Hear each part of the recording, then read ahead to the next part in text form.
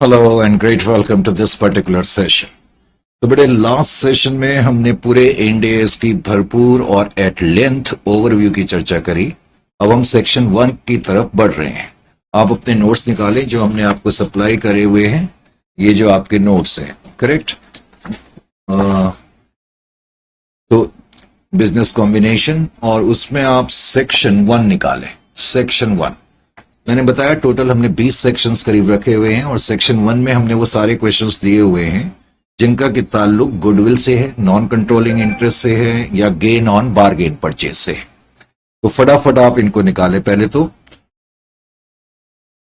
अब क्वेश्चन को निकालने के बाद, बिकॉज ये क्वेश्चन मैंने मोस्टली सॉल्व फॉर्म में आपको दिए हुए हैं, तो आप लिखना चाहें तो लिखें, नहीं भी लिखना चाहें तो ना लिखें, लेकिन अपने क्वेश्चन को बड़े ध्यान से आप देखें। क्वेश्चन को आप ध्यान से देखें। हालांकि मुझे तो क्वेश्चन मोस्टली याद ही रहेंगे, लेकिन आपको ध्यान से देखना पड़ेगा। तो क्वेश्चन नंबर 1 में कह रहे हैं एफएक्स लिमिटेड नाम की कोई कंपनी है, उसने 100% शेयर एक्वायर करे। 100% करे हैं तो जिस कंपनी के हमने 100% शेयर एक्वायर करे इसका मतलब उसका कोई भी नॉन कंट्रोलिंग इंटरेस्ट नहीं है। और हमने 9,60,000 रुपीज दिए हैं। Fair value of 20 net assets, B acquiree company है। जिस दिन हमने कंट्रोल एक्वायर करा उसके जो नेट एसेट्स हैं वो 8 लाख रुपीस के हैं। क्वेश्चन कहता है calculate the amount of goodwill in past journal entries in the books of A limited. कैसे करेंगे इसको? तो सबसे पहले तो 1.1 मैंने क्वेश्चन नंबर लिखा, आप भी लिखे क्वेश्चन नंबर 1.1। 1.1 को लिखने के बाद अब आपने क्या करना है? आपने सबसे पहले तो, हालांकि इसकी जरूरत तो नहीं है लेकिन फिर भी मैं बता दूं, एफएक्स लिमिटेड नाम की ये जो कंपनी है, जैसा कि आपने देखा इसने 100% स्टेक्स एक्वायर कर लिए। जो दूसरी कंपनी है, क्या नाम है उस कंपनी का? FX limited of MX limited, नाम है एमएक्स लिमिटेड। इसके हमने 100% शेयर एक्वायर कर लिए, करेक्ट। मान लेते, अब उसने एग्जैक्टली हमें डेट ऑफ कंट्रोल तो नहीं दी है, मान लेते हैं ये डेट ऑफ कंट्रोल है। और इस क्वेश्चन में ये बताया गया है कि इन शेयर्स को एक्वायर करने के लिए जो हमने कंसीडरेशन पे करा है, कितना कंसीडरेशन पे करा है हमने? How much consideration we have paid? Consideration कहता है कि हमने 9,60,000 रुपीज पे करे हैं। बी पे कंट्रोल हासिल करने के लिए we have paid 9,60,000 rupees. Is it clear to you और नॉट? कंट्रोल हासिल करने के लिए हमने 9,60,000 रुपीज जो है पे करे हैं, 9,60,000। और ये जो कंपनी है, डेट ऑफ कंट्रोल के दिन उसने बताया कि एक्वायरी कंपनी के जो नेट एसेट्स हैं, net assets of acquiree company is equal to 8 lakh. ये अभी मैं क्वेश्चन को ही ओपन कर रहा हूं, 8 लाख के। तो आसानी से आप इस क्वेश्चन में गुडविल वगैरह कंप्यूट कर सकते हैं। अब गुडविल कंप्यूट करने का जो तरीका, फॉर्मेट है, जैसे मैंने सॉल्यूशन में दिया आप उसी तरीके से करेंगे। मुझे समझाना भी होता है तो मैं समझाने के अंदाज में कंप्यूट करूंगा। सबसे पहले तो आप क्या करेंगे, आप ये देखेंगे, हालांकि हम लिखेंगे, एक बार मैंने भी लिख दिया, 100% of net identifiable asset, NIFA, आप इस शॉर्ट फॉर्म का यूज कर सकते हैं एग्जामिनेशन में भी। 100% of net identifiable assets of जो भी उस कंपनी का नाम है, MX limited, on the date of acquisition. जिस दिन आपने कंट्रोल हासिल करा उस दिन उस कंपनी के नेट एसेट्स कितने के हैं? 8 लाख के हैं, 8 लाख के। बस आपने कुछ नहीं करना, ये एक्वायरी कंपनी के नेट एसेट्स हैं और एक्वायरी कंपनी में कुछ आपका हिस्सा है और कुछ हिस्सा जो है नॉन कंट्रोलिंग इंटरेस्ट होल्डर का है। सबसे पहले तो आप क्या करेंगे, 1 नॉन कंट्रोलिंग इंटरेस्ट का हिस्सा माइनस कर देंगे। नॉन कंट्रोलिंग इंटरेस्ट, पहले तो आप ये बताएं नॉन कंट्रोलिंग इंटरेस्ट का हिस्सा इसमें कितना परसेंट है? 0% है, क्योंकि 100% शेयर्स हमारे पास है। तो इसका मतलब नॉन कंट्रोलिंग इंटरेस्ट का इसमें कोई हिस्सा नहीं है। इसका मतलब ये सारे के सारे एसेट जो हैं वो हमारे पास हैं, एक्वायरर के पास है, एक्वायरर के पास है। ये सारे के सारे एसेट जो हैं वो एक्वायरर के पास हैं, क्योंकि 100% एक्वायरर ने कंट्रोल हासिल करा है। तो 100% of 8 lakh is equal to 8 lakh. इसको हम वैसे लिखेंगे इस तरीके से, share of acquirer in net identifiable asset of MX limited. तो जिस दिन हमने कंट्रोल हासिल करा, कंट्रोल हासिल करने के लिए ऑफकोर्स हमें पैसे तो काफी देने पड़े, इसमें तो कोई डाउट नहीं है। अब पैसे तो हमें देने पड़े। मैं थोड़ा सा माइक की एडजस्टमेंट कर रहा था क्योंकि बीच में इसकी शेडो आने से प्रॉब्लम हो रही है। अब ठीक है, हेलो, करेक्ट। तो मैंने ये बताया कि हमारे हिस्से में 8 लाख रुपीस आए। अब जो हमारे हिस्से में आए उसको हमने कंपेयर करना है कंसीडरेशन से। कंसीडरेशन से कितना कंसीडरेशन हमने पे करा, कंसीडरेशन से हमने कंपेयर करना है। कंसीडरेशन हमने कितना करा है, 9,60,000 का करा है। मैंने अभी अभी आपको बताया कि अगर कंसीडरेशन का अमाउंट जितने नेट एसेट्स में आपका हिस्सा बना उससे ज्यादा होगा तो इसका मतलब डिफरेंस जो आएगा गुडविल का आएगा। Is it clear to you और नॉट? आप जिस तरह से सॉल्यूशन में करा आप उसी तरीके से करेंगे। मैं एक बार सॉल्यूशन में आपको दिखा दूं, ये सॉल्यूशन में है। इस तरीके से आपने लिखना एग्जामिनेशन में है, 100% of net identifiable asset 8 lakh less NCI. मैंने बताया एनसीआई का कोई हिस्सा इसमें नहीं है, तो जो बच जाएगा 8 लाख वो क्या बताता है, share of FX limited in Nipah. जो नेट आइडेंटिफाइबल एसेट है डेट ऑफ एक्विजिशन के दिन एक्वायरी के, उसमें हमारा हिस्सा 8 लाख है। उसको मैंने कंसीडरेशन से कंपेयर करा और जो बैलेंस आया उसको मैं गुडविल के रूप में लिखूंगा। Is it clear to you? ये मेरे को समझाना भी होता है इसलिए मैं आपको इस तरह से भी सॉल्व कर रहा हूं। आप इस तरह से भी नोट करना चाहें तो रफली आप भी नोट कर सकते हैं। उसके बाद फिर क्वेश्चन ने यह भी पूछा कि आप गुडविल की आप इसकी एंट्री भी करेंगे। अगर आप एंट्री करेंगे तो आपकी एंट्री क्या होगी? एंट्री जब मैं करूंगा, मैं एक्वायरर हूं, करेक्ट। मेरे पास नेट आइडेंटिफाइबल एसेट आ रहे हैं। नेट आइडेंटिफाइबल एसेट कितने के नेट आइडेंटिफाइबल एसेट मेरे पास आए? 8 लाख रुपए के मेरे पास नेट आइडेंटिफाइबल एसेट आए, करेक्ट। मैंने अभी बीच में जानबूझ के एक लाइन छोड़ी है। फिर हम यहां पर क्या लिखते हैं, वैसे हम लिखते हैं टू एनसीआई। इस क्वेश्चन में तो एनसीआई का शेयर 0 है। वैसे एनसीआई क्रेडिट साइड में लिखने का मतलब है कि हम ये बताना चाहते हैं कि इसमें से इतना अमाउंट, इस केस में 0 अमाउंट एनसीआई को बिलोंग करता है। इसका मतलब अभी तक जो ये नेट एसेट्स हैं सब हमें बिलोंग करते हैं। उन नेट एसेट्स के लिए हम कंसीडरेशन कितना पे कर रहे हैं, हम यहां लिखेंगे कंसीडरेशन। तुम चाहो तो यहां पर कैश भी लिख सकते हो। क्वेश्चन में दिया नहीं है कि तुम कंसीडरेशन कैसे पे कर रहे हो, कैश के थ्रू पे कर रहे हो या शेयर कैपिटल इश्यू कर रहे हो। अगर क्वेश्चन में लिखा होता कि हमने कंसीडरेशन कैश में दिया तो मैं 2 कैश भी लिख सकता था। तो कंसीडरेशन 9,60,000 का है। तो अब 960 में से 8 लाख में माइनस करूंगा तो गुडविल वैसे भी आ जाएगी, हालांकि गुडविल हम पहले ही कंप्यूट कर चुके हैं 1,60,000। कंसीडरेशन का अमाउंट ज्यादा है शेयर ऑफ एक्वायरर का जो हिस्सा है नेट एसेट्स में, इसलिए ये गुडविल है। इस तरीके से हम इसको करेंगे। अब आप दूसरे क्वेश्चन को और ध्यान से देखें, क्योंकि अब मैं बार बार क्वेश्चन इसलिए नहीं पढ़ रहा क्योंकि मुझे अधिकतर चीजें याद रहती हैं। अब दूसरे क्वेश्चन में क्या लिखा हुआ है ध्यान से देखें। दूसरे क्वेश्चन में जो लिखा हुआ है उसको मैं एलोबरेट कर रहा हूं आपके सामने। आप क्वेश्चन को भी देखते रहें और यहां भी देखते रहें। जैसे कि आप देख रहे हो कि इस क्वेश्चन में K9 लिमिटेड नाम की कंपनी है। K9 नाम की जो कंपनी है, इस कंपनी ने 100%, इसमें भी 100% स्टेक्स एक्वायर करे हैं।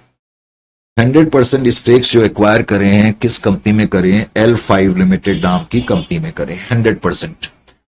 100% स्टेक्स हासिल करने के लिए जो कंसिडरेशन दिया गया है, कंसिडरेशन कितना कंसिडरेशन पे करा गया है? कंसिडरेशन इस क्वेश्चन में लिखा है कि जो कंपनी है एक्वायरर K9 वो 60,000 शेयर्स इश्यू कर रही है ऑफ ₹240 ईच, 240 के हिसाब से इश्यू कर रही है। लेकिन क्वेश्चन में यह लिखा हुआ है कि जो एक शेयर है उसकी जो फेस वैल्यू है वो 10 रुपए की है। फेस वैल्यू 10 रुपए की है, यह क्वेश्चन में लिखा हुआ है। आगे क्वेश्चन में यह भी लिखा है कि जिस दिन तुमने कंट्रोल हासिल करा उस दिन जो एक्वायरी कंपनी है उसके जो नेट एसेट्स हैं, जो नेट एसेट्स हैं उनकी बुक वैल्यू तो 72 लाख है। लेकिन उनकी फेयर वैल्यू 135 लाख की है। फेयर वैल्यू 135 लाख की है। ये तुम्हारा 1.2 क्वेश्चन है जो मैंने तुम्हारे सामने ओपन कर दिया। ठीक है, मैंने ये शीट वैसे किनारे रखी है कि मुझे जरूरत पड़ी तो मैं क्वेश्चन देख लूंगा। ऑन 31 मार्च 2023 K9 ने L5 को एक्वायर करा। 60,000 हमने पेमेंट करी है। 10 रुपए का शेयर है, लेकिन शेयर हमने 240 के हिसाब से इश्यू करा। इसका मतलब 230 प्रीमियम पे इश्यू करा। बुक वैल्यू L5 के एसेट्स की 72 लाख है, लेकिन फेयर वैल्यू 135 लाख की है। Show the journal entry. वैसे तो क्वेश्चन से जर्नल एंट्री पूछ रहा है, लेकिन हमें तो पूरा सॉल्व करना है। पहले तो मुझे यह बताओ गुडविल की कैलकुलेशन कैसे करेंगे। सॉल्यूशन स्टेप में पहले तो कैलकुलेशन ऑफ गुडविल या gain on bargain purchase. Goodwill या gain on bargain purchase compute करने के लिए मैंने क्या कहा कि आप सबसे पहले तो 100%, ये तुम्हें लिखना पड़ेगा, 100% ऑफ नीफा। नीफा का मतलब net identifiable assets of acquiree L5 limited है। Acquiree on the date of control या on the date of acquisition. Date of acquisition के दिन जो तुम्हारी एक्वायरी कंपनी है उसके नेट एसेट्स कितने हैं जो कि हमने देखा, और उनकी फेयर वैल्यू कितनी है। तो फेयर वैल्यू लेंगे, बुक वैल्यू को नहीं लेंगे। 135 लाख, तो मैंने बुक वैल्यू को नहीं लेना है, फेयर वैल्यू को कंसीडर करना है। 135 लाख है। अब मैंने कुछ नहीं करा, मैंने इसको डिवाइड कर दिया। किस में डिवाइड कर दिया? पहले तो मैंने एनसीआई का हिस्सा देखा। देखना तो पहले एनसीआई का हिस्सा है, पर प्रॉब्लम यह है कि इस क्वेश्चन में भी 100% कंट्रोल हमारे पास है, इसलिए एनसीआई का कुछ हिस्सा इसमें नहीं बनेगा। फिर हम इसमें यह देखेंगे शेयर ऑफ एक्वायरर। एक्वायरर का कितना हिस्सा है? एक्वायरर का हिस्सा 100% ही है, तो इसलिए जितने भी नेट एसेट्स हैं डेट ऑफ एक्विजिशन के दिन वो सभी के सभी हमें बिलोंग करती हैं। इसका मतलब जिस दिन हमने कंट्रोल हासिल करा हमारे हिस्से में इतने एसेट आए, लेकिन हमने जो कंसीडरेशन पे करा, कंसीडरेशन जो हमने पे करा है, क्वेश्चन में दिया है 60,000 शेयर इशू करे हैं एट द रेट ऑफ 240 के हिसाब से। अगर तुम 60,000 को 240 से मल्टीप्लाइड करोगे तो ये कितना आ जाएगा? ये आ जाएगा, ये आ जाएगा, ये तो आ जाएगा मेरे ख्याल से 144,000। तो मैंने इतना कंसिडरेशन पे करा, करेक्ट? 144 लाख का। 144 लाख का कंसिडरेशन इस अमाउंट से ज्यादा है, तो इस क्वेश्चन में भी गुडविल है। 144 लैक्स माइनस 135, यह आ जाएगा आपका 9 लाख। तो 9 लाख हमारी गुडविल बन गई। Is it clear to you और नॉट? सबसे पहले 100% ऑफ नेट एसेट्स देखेंगे। उसमें से हमने बेसिकली देखना है एक्वायरर का हिस्सा कितना है। एनसीआई का हिस्सा भी वैसे हमें बताना पड़ता है, और जो एक्वायरर का हिस्सा है उसको हमने कंसीडरेशन से कंपेयर करा। कंसीडरेशन ज्यादा है तो गुडविल 9 लाख की है। कोई मुश्किल काम नहीं है, होना चाहिए आपके लिए। ठीक है, क्वेश्चन मैंने लेजिबली सॉल्व करा हुआ है आपके सॉल्यूशन में, इसलिए आप सॉल्यूशन में भी देख सकते हैं प्रेजेंटेशन। अब क्वेश्चन ने एंट्री पूछी थी, तो एंट्री अब आपके लिए प्रॉब्लम नहीं होनी चाहिए। अभी अभी मैंने बताया, सबसे पहले तो नेट आइडेंटिफाइबल एसेट, जो एक्वायरी कंपनी है उसके जो एसेट आप रिकॉग्नाइज कर रहे हैं 135 लाख के। उसके बाद हम लिखेंगे यहां पर 2 एनसीआई। वो अलग मैटर है कि इस क्वेश्चन में भी एनसीआई नहीं है। उसके बाद फिर मैं यहां पर लिखूंगा 2 शेयर कैपिटल। वैसे तो मैं 2 कंसिडरेशन लिख सकता हूं, लेकिन अब की बार क्वेश्चन में दिया है कि मैं 60,000 शेयर इशू कर रहा हूं, तो 2 शेयर कैपिटल, इसका मतलब कंसिडरेशन ही है। अब मैंने 60,000 शेयर इशू करे और एक शेयर 10 रुपए का है, तो इसका मतलब 6 लाख रुपए का consideration nominal value of share capital है। और मैंने बड़े हैवी प्रीमियम पे शेयर इशू करे हैं, 2 सिक्योरिटी प्रीमियम। 60,000 शेयर इंटू 230, 10 रुपए का शेयर 240 के हिसाब से हमने दिया, तो that will be equal to 138 lakh. तो ये हो गया 144 लाख। उसमें से 135 माइनस करेंगे तो गुडविल आ गई। गुडविल जो है वो 9 लाख की आ जाएगी। वैसे तो गुडविल हम पहले ही कंप्यूट कर चुके हैं, करेक्ट? इसी तरह से अब 1.3 को भी देखें। 1.3 में क्या है, क्वेश्चन को आप देखते रहें। 1.3 क्वेश्चन नंबर 1.3 में क्या कहता है कि एक कंपनी है ए लिमिटेड, और 1.3 में मैं चेक कर लूं कि मैं कई बार मेरे को नाम याद नहीं रहते। ए एक्वायर्स 80% ऑफ बी लिमिटेड, ठीक है। तो कंपनी ए ने कंपनी बी के 80% शेयर्स एक्वायर करे हैं, और वो कहता है कि हमने जो कंसिडरेशन दिया है, कंसिडरेशन का अमाउंट जो है डेट इज इक्वल टू 9,60,000, 9,60,000। और उसने ये भी बताया कि जिस दिन हमने कंट्रोल हासिल करा उस दिन जो कंपनी बी है उसके जो नेट एसेट्स हैं और उनकी जो फेयर वैल्यू है वो 8 लाख रुपए की है, 8 लाख रुपए की, करेक्ट। और इसमें मुझे गुडविल कंप्यूट करने के लिए कहा गया है, और क्या क्या pass entries, correct. Calculate non controlling interest and goodwill and general entry, यही क्वेश्चन है। तो अब इस क्वेश्चन में मैं क्या करूंगा, सबसे पहले तो ध्यान से सुने। सबसे पहले तो मैंने कहा मैं देखूंगा कि NIFA, net identifiable asset of acquiree on the date of control. मेरा पहला काम ये होगा 100% of NIFA of acquiree on the date of control, जो कि इस केस में 8 लाख रुपए के, 8 लाख के। बस मुझे कुछ नहीं करना, उसको बाइफरकेट करना है। अब की बार एनसीआई है 20%, क्योंकि 80% जो है हमारे स्टेक्स हैं। तो 8 लाख का अगर मैं 20% कंप्यूट करूं तो मैं कह सकता हूं share of NCI in net assets 1,60,000 हो गए। पहले हमने ये काम करना है। उसके बाद इसको मैं इसमें से माइनस कर दूं तो मुझे वैसे ही पता लग जाएगा कि हमारा हिस्सा, एक्वायरर का हिस्सा नेट आइडेंटिफाइबल एसेट में कितना है। एक्वायरर्स शेयर, एक्वायरर का शेयर इन नीफा, वैसे तो मैं डायरेक्टली कंप्यूट कर सकता हूं 80% ऑफ 8 लाख, या मैं इसको इसमें से माइनस कर दूं तो 6,40,000 आ जाएगा। तो 6,40,000। बस एक्वायरर के पास कितने नेट एसेट्स आए उसको अब हम कंपेयर कर लेंगे कंसीडरेशन से। कंसीडरेशन हमने देखा 9,60,000 का है। तो इस तरीके से क्या आ गया, गुडविल आ गई 3,20,000, क्योंकि कंसीडरेशन ज्यादा है। वैसे भी मैंने आपको बोला था कि अधिकतर गुडविल ज्यादा आएगी। अब एक बड़ा पॉइंट, ये जो मैंने एनसीआई कंप्यूट करा, मैंने क्या करा 20% ऑफ नेट एसेट्स। इससे क्या पता लग रहा है कि एनसीआई की वैल्यू, नॉन कंट्रोलिंग इंटरेस्ट की वैल्यू 1,60,000 है, करेक्ट। जो कंपनी बी है, कंपनी बी के जो नेट एसेट्स 1,60,000 के हैं उस पे एनसीआई का अधिकार है, तो एनसीआई की वैल्यू इतने के बराबर है। अब लेकिन यहां पर आपको एक चीज का ध्यान रखना है। मैंने अभी थोड़ी देर पहले तुम्हें यह बताया था, जस्ट मैं इस शीट को किनारे रख दूं, कि जो एनसीआई की वैल्यूएशन है, एनसीआई की वैल्यूएशन जो है, मैंने अभी तुम्हें बताया था इंड एस 103 जो है वो एक छूट देता है, एक राइट देता है, एक लिबर्टी देता है, आप कह सकते हो। एनसीआई मैंने बताया था कैन बी मेजर्ड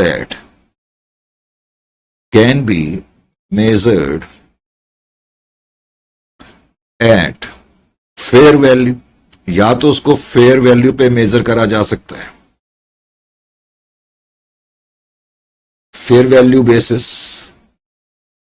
या फिर एनसीआई को मेजर करा जा सकता है, और जैसा कि हम अभी तक कर रहे हैं on proportionate basis, on proportionate basis. जैसे कि अभी इसी क्वेश्चन में मैंने जो एनसीआई वैल्यू करी है वो मैंने प्रपोर्शनेट बेसिस पर करी।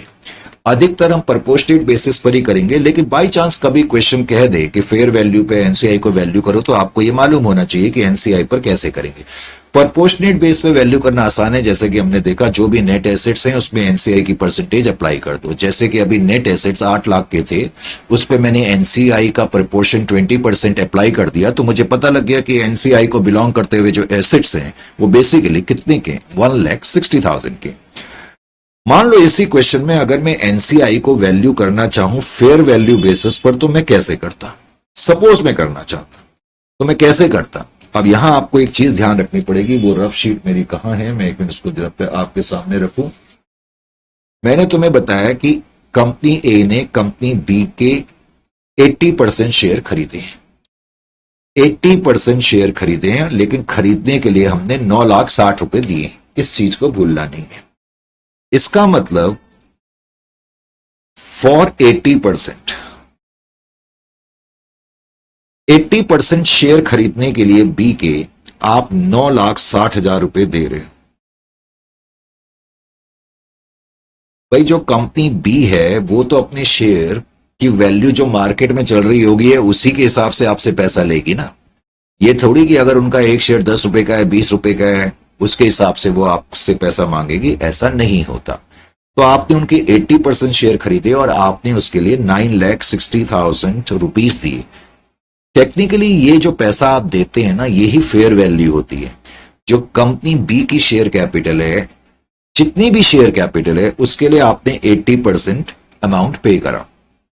सपोज आप 100% उनकी शेयर कैपिटल खरीदते हैं, मैं वैसे ही पूछ रहा हूं, सपोज आप उनकी 100% शेयर कैपिटल खरीदते, आपने 80% शेयर खरीदे, अगर आप पूरे 100% शेयर खरीदते तो कितना पैसा देते?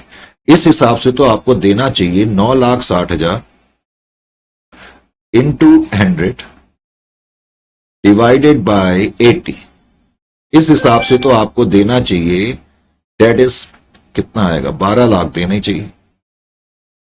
इसका मतलब जो कंपनी बी है उसकी जितनी भी शेयर कैपिटल है 100%, जो भी उनकी 100%, जितनी भी उसकी वैल्यू है, जो भी उनकी बुक वैल्यू है, हम कह सकते हैं कि उसकी फेयर वैल्यू 12 लाख है, मार्केट वैल्यू 12 लाख है। जो कंपनी बी है उसकी 100% की वैल्यू 12 लाख है। अगर हमने उनके 100% शेयर खरीदे होते तो हमें 12 लाख देने पड़ते। अगर 100% शेयर की वैल्यू 12 लाख है तो एनसीआई का शेयर कितना है, 20%। तो मैं 20% वैल्यू देखना चाहूं तो क्या करूंगा, मैं 20% और 12 लाख। तो इसका मतलब अगर मैं फेयर वैल्यू के एंगल से देखूं तो मैं कहूंगा एनसीआई की फेयर वैल्यू 2,40,000 है। इसका मतलब फेयर वैल्यू के एंगल से हम बोलेंगे कि जो कंपनी बी है उसके जो नेट एसेट्स हैं उसमें 2,40,000 पर इनका अधिकार है, क्योंकि इनकी फेयर वैल्यू 2,40,000 की। तो अगर इसी क्वेश्चन में मुझे कहा जाता कि एनसीआई फेयर वैल्यू पर मेजर करनी है और आप गुडविल कंप्यूट करें, नो डाउट जब मैं एनसीआई फेयर वैल्यू पे मेजर करूंगा तो गुडविल कुछ और आएगी। एनसीआई जब हम प्रोपोर्शनेट बेसिस पर करेंगे, जैसा कि हमने कहा देखा, तो उसमें गुडविल 3,20,000 की आई थी। अगर मैं एनसीआई को फेयर वैल्यू पे कंप्यूट करता हूं तो कितनी वैल्यू आएगी, जरा ये देखें। अब की बार जरा हम ये देखते हैं कितनी वैल्यू आएगी। तो इसके लिए suppose NCI is measured at fair value, तो उस केस में एनसीआई अगर मैं मेजर करूं फेयर वैल्यू पे तो कितनी वैल्यू गुडविल की आएगी। तो गुडविल की वैल्यू कितनी आएगी, तो उसके लिए मुझे यही देखना है कि बी लिमिटेड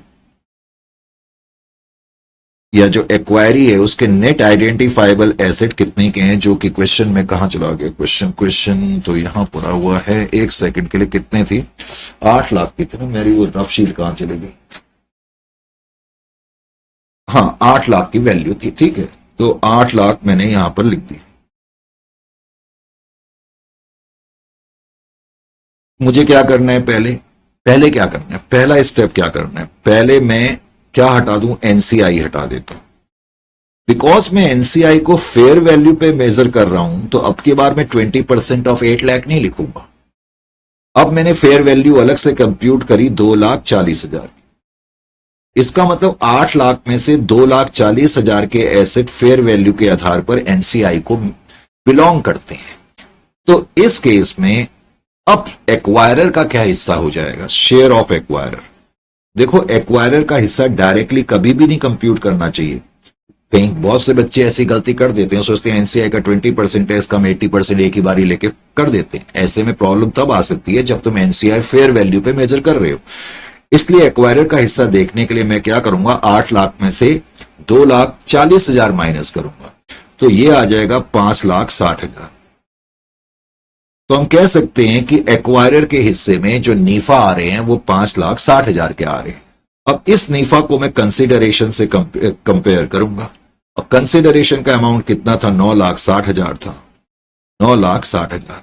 तो गुडविल अब की बार तुमने क्या देखा, 4 लाख की आ रही है। कितने की गुडविल आ रही है, 4 लाख की गुडविल आ रही है।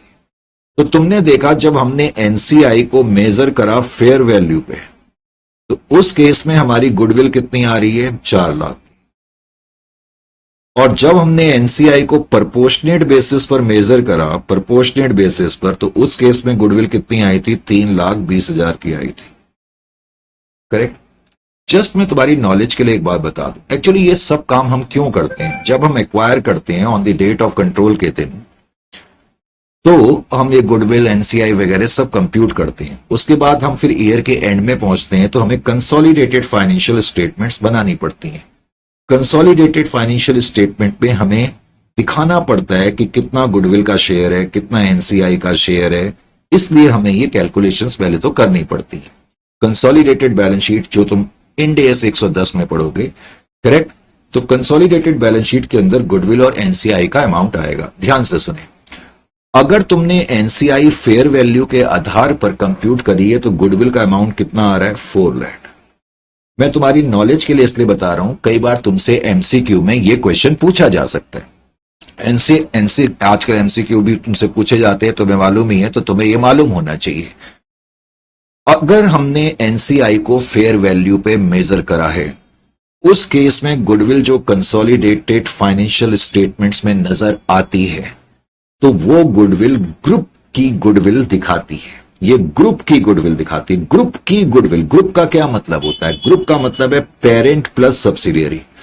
पेरेंट का यहां मतलब क्या है, पेरेंट का यहां मतलब जो है एक्वायरर से, और सब्सिडियरी का मतलब एक्वायरी से। यानी कि ये जो 4 लाख रुपीस की गुडविल है, इसमें हम कह सकते हैं 80%, क्योंकि पेरेंट का शेयर 80% है, 20% एनसीआई, तो 4 लाख में हम कह सकते हैं 80% 3,20,000 इनका शेयर है, और 80,000 जो है वो एनसीआई का शेयर है।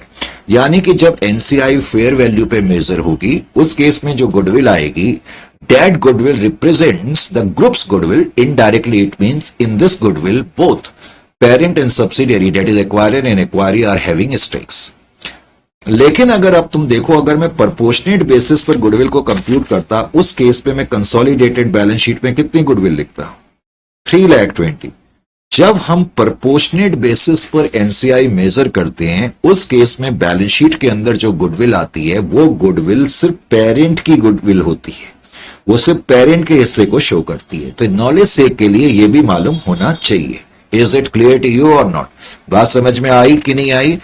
तो ये पॉइंट्स इसमें तुम्हारे मतलब के हैं। तो ये अब समझने के बाद ये शीट में थोड़ा किनारे रख दूं, और इसके बाद फिर कौन सा क्वेश्चन था, क्वेश्चन नंबर 1.4 को देखें। क्वेश्चन नंबर 1.4, 1.4 में क्या कहता है, क्वेश्चन नंबर 1.4 में क्या कहता है, जरा ध्यान से देखें। 1.4 में वो कहता है there is a company by the name of Jet limited, correct. Jet limited ने वो कहता है 1/1/2023 को, मान लेते हैं अकाउंटिंग ईयर यहां से स्टार्ट हो रहा है। क्वेश्चन में दिया हुआ है कि इस दिन 60% शेयर जेट ने खरीदे। किस में खरीदे, पी लिमिटेड में खरीदे, जो भी नाम है, 31/3/2023, करेक्ट।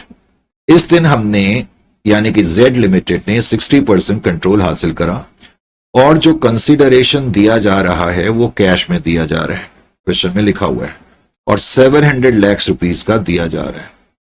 700 लाख का परचेज कंसीडरेशन है। और हमें यह भी दिया हुआ है कि डेट ऑफ कंट्रोल के दिन जो फेयर वैल्यू है पी लिमिटेड के जो एसेट्स हैं, उनकी फेयर वैल्यू 1,800 है, और जो लायबिलिटीज हैं उनकी फेयर वैल्यू 900 है, करेक्ट। अब इस क्वेश्चन को अगर मैं सॉल्व करूं और मैं तुमसे बोलूं जरा गुडविल कंप्यूट करके बताओ, अब गुडविल को तो तुम बड़ी आसानी से कंप्यूट कर सकते हो, बस तुम्हें कुछ नहीं करना। सबसे पहले तो देखना है कि जो एक्वायरी कंपनी है उसके नेट एसेट, अब मैंने डायरेक्ट सिंप्लिसिटी के लिए नीफा लिख दिया। नीफा का मतलब है 100% of NIFA of acquiree company on the date of acquisition, जो कि 900 हो जाएगा। 1,800 माइनस 900, तो ये 900 ही होगा ना नीफा। बस अब इस नीफा में हम ये देखेंगे, पहले तो एनसीआई का शेयर कितना है? एनसीआई का शेयर जब हम देखेंगे तो एनसीआई हमारा हिस्सा 60% है, एनसीआई का 40% है। जब मैं इस तरीके से शेयर देखता हूं तो मैं बोलूंगा कि मैं प्रोपोर्शनेट बेसिस पर एनसीआई को वैल्यू कर रहा हूं। जब हम इस तरीके से देखते हैं तो हम बोलेंगे हमने प्रोपोर्शनेट बेसिस पर एनसीआई को मेजर करा। तो 40% में 900 का कंप्यूट करूंगा तो ये 360 आ जाएगा। तो इस हिसाब से एनसीआई का हिस्सा 360 आ गया। 360 को मैं इसमें से माइनस कर दूं तो मुझे पता लग जाएगा एक्वायरर के हिस्से में कितना आया। एक्वायरर के हिस्से में कितना आया? 360 minus 900 will be equal to 540। 540 आया। अब मैं क्या करूंगा, कंपेयर करूंगा कि मैंने कंसिडरेशन कितना पे करा। कंसिडरेशन इस केस में 700 लाख है, तो इसका मतलब जो बैलेंसिंग फिगर आ गई, that will be your goodwill, goodwill will be equal to 160। अगर मैं आपसे ये पूछूं इसी केस में, वैसे तो मैं आपसे पहले ये पूछूं कि एंट्री क्या होगी तो मुझे बताने की जरूरत नहीं होनी चाहिए। देखो, जब आप एंट्री लिखेंगे ना, एंट्री में अगर तुम्हें एसेट और लायबिलिटी अलग अलग दिए होते हैं तो मेरी एडवाइस ये है कि उस केस में आप एसेट्स को अलग लिखना। जैसे assets account debit 1800 to liabilities 900, उस केस में पहले इनको अलग अलग लिखना, ठीक है। एंट्री में मैंने बहुत अच्छी तरह से तुम्हें सॉल्व करके लिखा हुआ, बड़े लेजिबली उसमें बताया हुआ है, मुझे यहां समझाना है। Asset minus liability is equal to net assets, यानी कि आपने नेट एसेट लिख ली। उसके बाद हम यहां टू एनसीआई लिखते हैं। एनसीआई का हिस्सा 360 है, यानी कि नेट एसेट 900 में से 360 इनका हिस्सा है। तो जो हिस्सा बच गया, इसका मतलब अभी तक इन तीनों चीजों का नेट इफेक्ट क्या दिखा रहा है कि अभी तक हम उस नेट एसेट्स की बात कर रहे हैं जो एक्वायरर के हिस्से हैं। इसका मतलब अगर हम सबका डिफरेंस देखें तो 540 तो आएगा नेट फिगर डेबिट में, इजंट इट और नॉट? तो नेट एसेट्स हम एक तरीके से अभी तक हमने नेट एसेट्स नोट कर लिए 540 जो एक्वायरर का हिस्सा है। अब हम उसको कंसीडरेशन से कंपेयर करेंगे। टू कंसीडरेशन, तुम ब्रैकेट में कैश भी लिख सकते हो क्योंकि हम कैश में कंसीडरेशन पे कर रहे हैं। कंसीडरेशन हम दे रहे हैं इस क्वेश्चन में 700 लाख। तो 540 डेबिट है, ये क्रेडिट 700, तो बैलेंसिंग फिगर यहां आएगी, इसीलिए ये जो बैलेंसिंग फिगर गुडविल ही आएगी 160। मैं तुम्हें एंट्री का लॉजिक भी बता रहा हूं, तो इस तरीके से एंट्री करेंगे। यानी कि जब आप एंट्री करोगे तो मेरी एडवाइस है कि डायरेक्टली नेट एसेट्स मत लिखना जब एसेट और लायबिलिटी क्वेश्चन में दिए रहते। अच्छा, अब बात चल रही थी, तो मेरे को ये बताओ, अगर इसी क्वेश्चन में मैं तुमसे कहूं कि एनसीआई को मुझे फेयर वैल्यू पे मेजर करना है तो मैं कैसे करूंगा? अगर मैं एनसीआई को फेयर वैल्यू पे मेजर करूं इसी क्वेश्चन में, सपोज मैं कहता हूं कि एनसीआई को आप मेजर करके बताओ फेयर वैल्यू पे, तो कैसे करोगे? NCI at fair value. अगर आप एनसीआई को फेयर वैल्यू पे मेजर करेंगे तो कैसे करेंगे इस केस में? ये मुझे जरा आप बताएं। शेडो पड़ रही है जरा, कैसे करेंगे? क्या बताया था मैंने अभी? सबसे पहले तो आप ये देखें कि आपने कितना परसेंटेज एक्वायर करा है। 60%। 60% आपने शेयर्स एक्वायर करे। 60% शेयर एक्वायर करने के लिए आपने 700 लाख रुपए पे करे। आप अपने आप से क्वेश्चन पूछें कि अगर आप पूरे 100% एक्वायर करते तो कितना पे करते? 700 into 100 cross multiplication, correct? 100 into 700 कह लो, कोई बात नहीं, डिवाइडेड बाई 60। अब इसको तुम करोगे तो ये 1167 अप्रोक्सीमेटली आ जाएगा। वैसे तो ये मेरे को याद आ गई फिगर, 66.67 आ जाएगा, करेक्ट, लैक्स में। यानी कि ये क्या बता रहा है? ये बता रहा है, ये जो वैल्यू है ये क्या बता रही है? This is the fair value of 100% share capital of acquiree. पहले तो ये क्या बता रही है ये भी मालूम होना चाहिए ना। एक्वायरी की जितनी भी शेयर कैपिटल है, 100% जो शेयर कैपिटल है उसकी फेयर वैल्यू इतनी है। अगर 100% की इतनी है तो एनसीआई का इंटरेस्ट, एनसीआई का कंट्रोल 40% का है, स्टेक्स 40% का है, तो 40% की वैल्यू कितनी होगी? 40% ऑफ 1167 आप कर लोगे। ये अप्रोक्सीमेटली मैंने लिखा 467 लाख आ जाएगा। यानी कि अगर मैं एनसीआई को मेजर करूंगा फेयर वैल्यू पे, तो उस केस में मेरी गुडविल की कैलकुलेशन कैसे होगी? पहले तो NIFA, net identifiable assets of acquiree company on the date of acquisition, तुम पूरा लिखा करोगे जो कि 900 है। 1800 माइनस 900, करेक्ट? कितने थे? 1800 माइनस इतने ही थे ना? हाँ।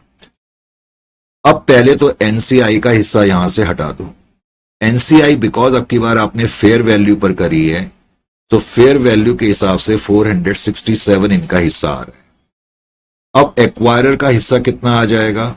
तो एक्वायरर का हिस्सा ऐसे देखना आपकी 900 में से 467 तो बिलोंग करता है एनसीआई को, तो जो बच जाएगा 433। तो 433 लाख के नेट एसेट्स जो हैं एक्वायरर के लिए।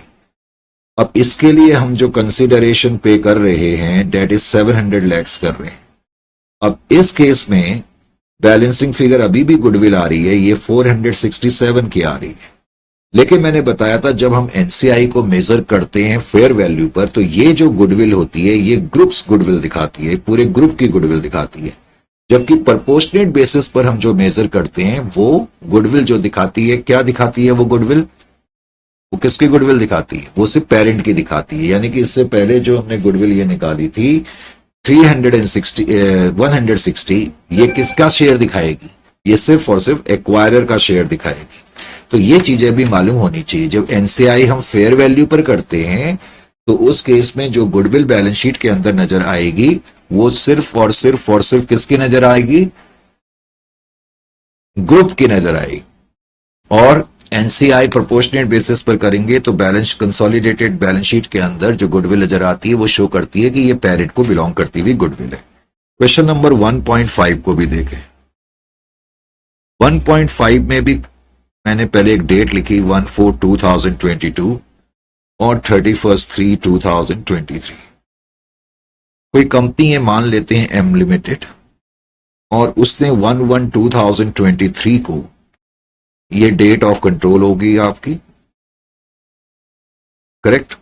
दिया हुआ है क्वेश्चन में 80% कंट्रोल आपने हासिल करा, और इसके लिए आप जो कंसीडरेशन दे रहे हैं, इसके लिए आप जो कंसीडरेशन दे रहे हैं 250 लाख का दे रहे हैं। कितने का दे रहे हैं? 250 लाख का दे रहे हैं, करेक्ट? 250 लाख का कंसीडरेशन दे रहे हैं।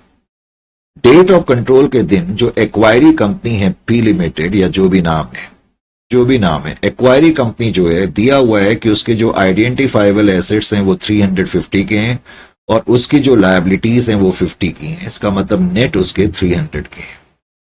अब इस क्वेश्चन में खास बात यह है, तुमने भी देखा होगा, जो तुम्हें दिया हुआ है, बिकॉज आपके पास 80% स्टेक्स हैं तो एनसीआई का स्टेक्स तो 20% होगा। लेकिन क्वेश्चन में क्या दिया हुआ है कि एनसीआई की जो फेयर वैल्यू है वो 43 है। ये क्वेश्चन में गिवन है कि एनसीआई की फेयर वैल्यू 43 है। बिकॉज क्वेश्चन में ही एनसीआई की वैल्यू दी है, तो इसका मतलब आपकी बार मुझे जो मेजरमेंट करनी होगी वो एनसीआई को फेयर वैल्यू पर ही लेना होगा। ये इंप्लाइड है। अगर क्वेश्चन में ही कह रहा है कि एनसीआई की वैल्यू 43 है, तो जब मैं गुडविल की वैल्यूएशन करूंगा तो मैं कैसे करूंगा मुझे बताने की जरूरत नहीं होनी चाहिए। अब मैंने बहुत सिंपल तरीका आपको बता दिया। सबसे पहले आप 100%, वैसे हम लिखते हैं 100% ऑफ नीफा, 100% ऑफ नीफा, इसका मतलब है 100% of net identifiable assets of acquiree company on the date of acquisition, जो कि 300 है, एसेट्स माइनस लायबिलिटी। बस इसको दो हिस्सों में आपने बांट देना। अब की बार तो कुछ जद्दोजहद भी नहीं करनी है। एनसीआई फेयर वैल्यू पे हम मेजर कर रहे हैं और फेयर वैल्यू पे उनकी वैल्यू कितनी है ये हमें क्वेश्चन में दिया ही हुआ है, 43 है। इसका मतलब अब मेरे को यह पता करना है कि एक्वायरर के हिस्से में खाते में कितने नेट एसेट्स पहुंच रहे हैं। 300 में से 43 में माइनस करूं तो मुझे पता लग गया डेट इज 257। तो 257 के नेट एसेट्स एक्वायरर के खाते में आए और कंसिडरेशन कितना है? 250 है। तो इसका मतलब अब की बार ये जो 7 रुपए आया ना, ये गेन ऑन बारगेन परचेज है। Gain on bargain purchase, gain on bargain purchase capital reserve की तरह है, क्योंकि अब की बार तुम्हारे खाते में ज्यादा एसेट आए हैं कंसिडरेशन के मुकाबले, तो ये तुम्हारे लिए गेन है। Is it clear to you और नॉट? वैसे मैं ऐसे ही पूछना चाहता हूं, जरूरत तो नहीं होनी चाहिए लेकिन जस्ट ऐसे ही मैंने पूछ लिया। सपोज इसी क्वेश्चन में मैंने एनसीआई को, देखो नीफा कितने हैं, वो तो 300 के हैं, नीफा तो 300 के हैं। सपोज मैंने एनसीआई को मेजर करा होता प्रोपोर्शनेट बेसिस पर, सपोज मैंने प्रोपोर्शनेट बेसिस पर करा होता, तो पहले तो ये बताओ एनसीआई की वैल्यू कितनी होती। सर 80% हमारा स्टेक है तो 20% ऑफ 300, राइट। यानी कि उस केस में 60 लाख के एसेट एनसीआई के खाते में होते और एक्वायरर के खाते में कितना आता, एक्वायरर के खाते में उस केस में 240 आते, 300 में से 60 माइनस करके, फिर मैं उसको कंसिडरेशन से कंपेयर करता 250। इस केस में कंसिडरेशन ज्यादा है तो गुडविल बैलेंस शीट के अंदर आएगी। Is it clear to you? लेकिन ये ग्रुप की गुडविल, सॉरी ये जो 10 दिखाया जाएगा ये केवल और केवल एक्वायरर का हिस्सा दिखाया जाएगा, ये एक्वायरर का ही हिस्सा नजर आएगा। जब एनसीआई प्रोपोर्शनेट बेसिस पर होती है तो उस केस में गुडविल या गेन ऑन बार्गेन परचेज जो भी होगा वो एक्वायरर का हिस्सा होता है। जब एनसीआई फेयर वैल्यू पर होगी तो बैलेंस शीट के अंदर जो गुडविल या गेन ऑन बार्गेन परचेज दिखाया जाता है वो उस केस में वो हिस्सा जो होता है पूरा का पूरा किसका होता है, ग्रुप का होता है। इस क्वेश्चन को करने के बाद ऑनेस्टली स्पीकिंग, चलो एक काम करो, तुम मेरे को ना नेक्स्ट क्वेश्चन करके दिखा दो 1.6। अगर तुमने ये क्वेश्चन कर लिया, अगर तुमने ये क्वेश्चन कर लिया तो फिर मैं ये मान करके चलूंगा कि तुम्हें ये टॉपिक आ गया है। इस क्वेश्चन को बस आप मुझे करके दिखा दो 1.6। तो मैं अभी जरा 2 मिनट का रेस्ट ले लूं और उसके बाद फिर मैं कंटिन्यू रखूंगा। अब ये इतनी सारी शीट्स इकट्ठी हो गई हैं, आपको तो पता ही लग रहा है, ये देखो कितनी सीट्स इकट्ठी हो जाती हैं, ठीक है ना। हाँ जल्दी आप मेरे को फटाफट करके बताओ और तब तक मैं 2 मिनट का रेस्ट ले रहा हूं, आप करो क्वेश्चन।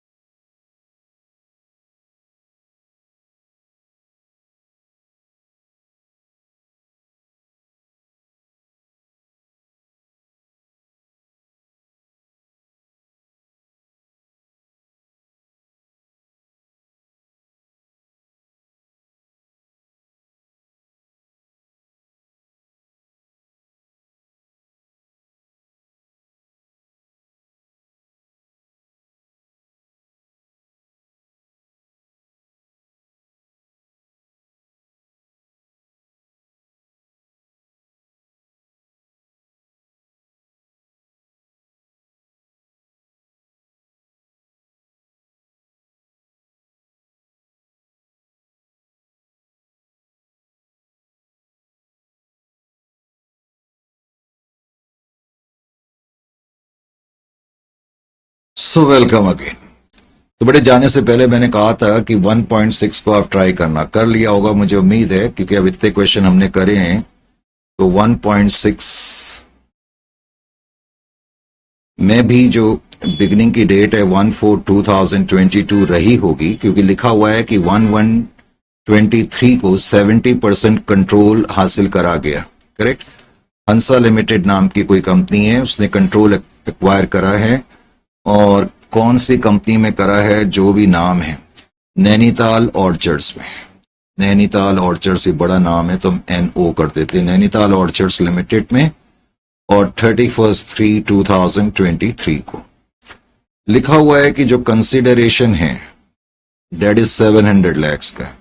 अब ये चीजें तो आपके लिए बिल्कुल, जिसे इंग्लिश में कहते हैं ना, स्ट्रॉल इन द पार्क होनी चाहिए, इतना आसान कि नहीं।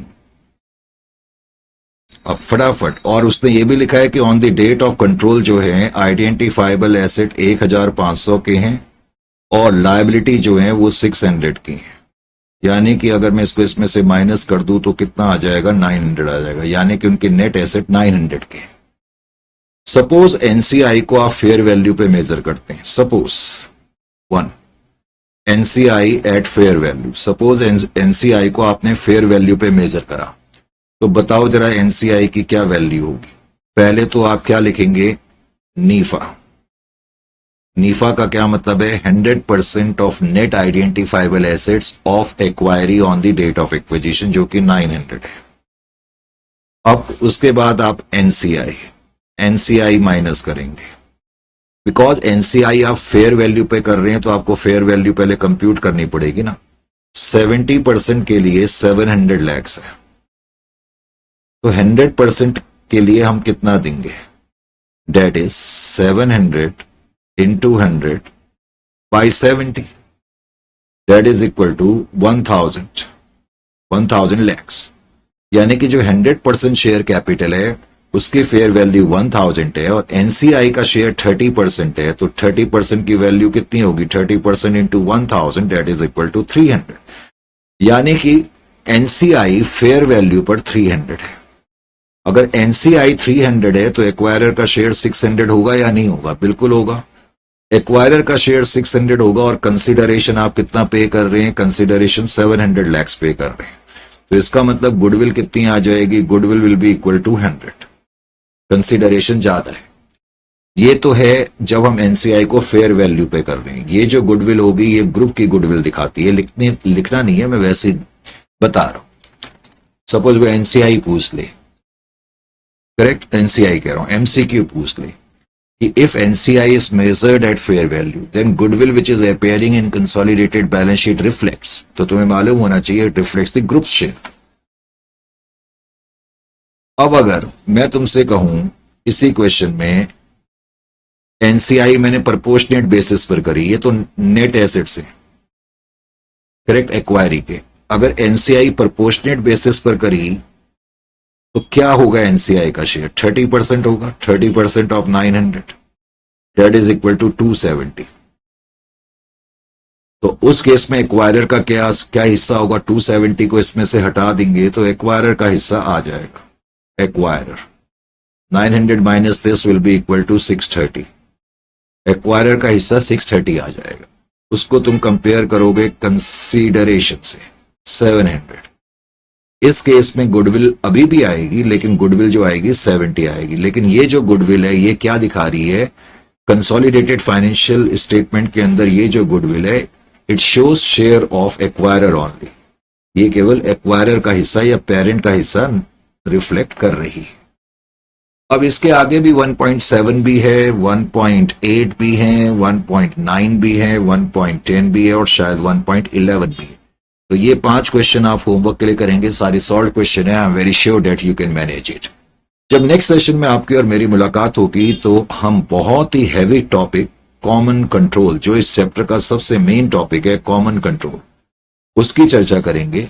और कॉमन कंट्रोल के अंदर भी हम देखेंगे, बहुत से बच्चों को इसमें बड़ी कंफ्यूजन होती है और जो आपका लॉन्ग क्वेश्चन बनता है इस चैप्टर से वो जनरली इस टॉपिक से आने के चांसेस रहते हैं। इसके अंदर हम बातचीत करेंगे डीमर्जर की भी, किसकी, डीमर्जर। इसके अंदर हम बातचीत करेंगे सेल ऑफ डिवीजन की भी, सेल ऑफ डिवीजन। और इसके अंदर हम बातचीत करेंगे स्प्लिट ऑफ्स की भी, स्प्लिट ऑफ्स। ये सब चीजें क्या हैं, कॉमन कंट्रोल क्या है, तो इनकी हम चर्चा करेंगे। अगर आपने अभी तक नोट करेंगे तो हमने शुरू के जो आपके मॉड्यूल के 6-7 क्वेश्चन है वो भी हम कवर अप कर चुके। फिर एनीवे नेक्स्ट सेशन में फिर आपसे मुलाकात होगी और मुझे उम्मीद है कि इस सेशन में जो आपने पढ़ा वो आपने भूलना नहीं है। ऑफ कोर्स आपने गुडविल को कंप्यूट करना तो सीखा, जो कि बेहद आसान है, जिसके लिए कोई क्रैम नहीं करना है, कोई फॉर्मूला इस तरीके से स्टडी नहीं होगी इस लेवल पे। मेन चीज जो मैंने इस सेशन में बताई कि एनसीआई जो फेयर वैल्यू पे मेजर करी जा सकती है, प्रोपोर्शनेट बेसिस पर करी जा सकती है, फेयर वैल्यू पे मेजर करने से जो गुडविल आती है वो ग्रुप की गुडविल होती है, इस मेथड से करने से जो गुडविल आती है वो पेरेंट का शेयर रिफ्लेक्ट करती है। ये चीजें आपने भूलनी नहीं है। तो नेक्स्ट सेशन में फिर आपसे मुलाकात करते हैं।